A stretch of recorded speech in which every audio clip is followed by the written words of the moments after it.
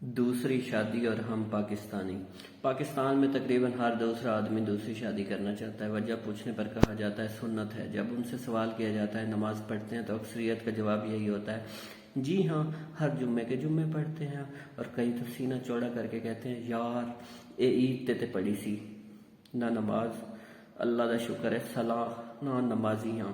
اور جب ایسے لوگوں سے پوچھا جائے لڑکی کیسی ہو تو جواب ملتا خوبصورت ہو، بھلے یتیم ہو، غریب ہو، بے سہارا ہو، پرواہ نہیں، مگر حافظہ عالمہ ہو۔ جب پوچھا جائے کہ آپ کی پہلی بیوی بھی عالمہ تھی یا حافظہ تو آگے سے جواب ملتا ہے نہیں بھائی، وہ تو نماز بھی نہیں پڑھتی، بس میں چاہتا ہوں کوئی عالمہ سے شادی ہو جائے تو آخرت سنور جائے۔ بیرون ممالک رہنے والے، خاص کر خلیجی ممالک میں رہنے والوں کو دوسری شادی کا بہت زیادہ کریز ہوتا ہے۔ شاید عربوں کی زیادہ بیویاں دیکھ کر ان کو شوق پیدا ہوا ہوتا ہے۔ ان کی بھی شدید خواہش ہوتی ہے ہماری ایک سے زیادہ شادیاں ہوں۔ 1200 ریال کمانے والوں سے جب پوچھا جاتا ہے آپ کا پاکستان کب چکر لگتا ہے تو اکثریت 1 سال بعد پاکستان آتی ہے، جبکہ میرے 2 بھائی دبئی میں ہیں، ایک بانجا سعودیہ ہے، ان کو چھٹی 2 سال بعد ہی ملتی ہے۔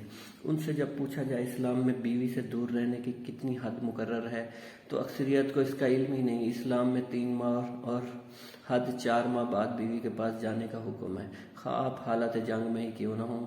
اب ان سے بندہ پوچھے اللہ کے بندے، تمہاری پہلی بیوی جس کے حقوق تم ٹھیک سے ادا ہی نہیں کر پا رہے، وہ 8 ماہ کس کرب اور تکلیف میں گزارتی ہے؟ بجائے اس کا احساس کرنے کی بجائے اس کی دل جوئی کرنے کے وہ مزید شادیوں کا پلان بنا رہے ہوتے ہیں، اور اس کو بھی نکاح کے بعد پاکستان دوسرے کے آسرے پر چھوڑ جا بھاگنے کا پروگرام بنا رہے ہوتے ہیں۔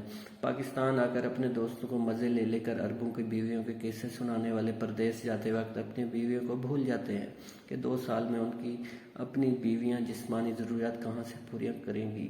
پاکستان میں جب یہ بات کی جاتی ہے کہ 1 کروڑ سے زائد لڑکیاں کنواری بیٹھی ہیں تو دوسری شادی کرنے والوں کے منہ میں پانی بھی آ جاتا ہے، اور اسے لوٹ کا مال سمجھتے فوراً حملہ آور ہو جاتے ہیں۔ مجھے دے دو، مجھے چاہیے، میں کیا کروں گا۔ جب ان سے پوچھا جاتا ہے کہ بیوی کے حقوق کیا ہیں تو یہ حقوق کی طرح منہ کھول کر کہتے ہیں دوسری بیوی کے کون سے حقوق ہوتے ہیں، یعنی وہ بیوی نہیں رکھیل ہوتی ہے جس کے کوئی حقوق نہیں ہوتے۔ سن لو عقل کے اندھو، پہلی بیوی ہو، دوسری، تیسری یا چوتھی، سب کے حقوق یکساں ہوتے ہیں۔ جیسے حقوق پہلی بیوی کے ہیں ویسے دوسری بیوی کے ہیں۔ یا تو نکاح والے دن سے ہی حقوق غصب کرنا شروع کر دیتے ہیں، جی میں اور میرے 2 دوست آئیں گے اور نکاح کر لیں گے، ماں باپ کو بھی پتہ نہ چلے اور رشتہ داروں کو بھی۔ کیا پہلا نکاح بھی ایسے ہی کیا تھا؟ 2 دوستوں کے ساتھ آئے تھے، ماں باپ کو نہیں بتایا تھا تم نکاح کر رہے ہو، زنا کر رہے ہو، دوستوں کے ساتھ چھپ کے نکاح۔ ارے اگر مرد نہیں ہو تو دوسرا نکاح ہی کیوں کرتے ہو؟ اگر مرد ہو تو پھر چھپ کر نکاح کیوں کرتے ہو؟ خود کو مت کہو مرد، کیونکہ اسلام میں چھپ کر نکاح کی کوئی حیثیت اور مثال نہیں۔ اگر کوئی ہے تو حوالے کے ساتھ بتاؤ، سنت سمجھ کر دوسرا نکاح کرنے والوں کو ایک مثال دو کسی کی بھی کہ جس نے چھپ کر نکاح کیا ہو۔ اسلام کو بدنام مت کرو، اپنی ہوس پرستی کو سنت کا نام دے کر جہنم میں اعلیٰ مقام مت حاصل کرو۔ دوسرا نکاح سنت سمجھ کر بیوی مطلقہ، ڈسیبل یا ایسی خاتون سے کرو جس سے کوئی نہ کرتا ہو۔ بچوں والیوں سے کرو، ان کا سہارا بنو جن کے چہرے تمہارے جیسے کسی نے تیزاب پھینک دیا تھا، اور ان سے کرو تاکہ دنیا بھی اور آخرت بھی سنور جائے۔ آخر میں ان تمام بیوہ مطلقہ سے گزارش ہے آسمان سے نیچے اتریں، گھر گاڑی بنگلہ کی خواہش کم از کم اب تو چھوڑ دیں، کوئی عزت سے اپنانا چاہتا ہے تو کفران نعمت کا ثبوت مت دے۔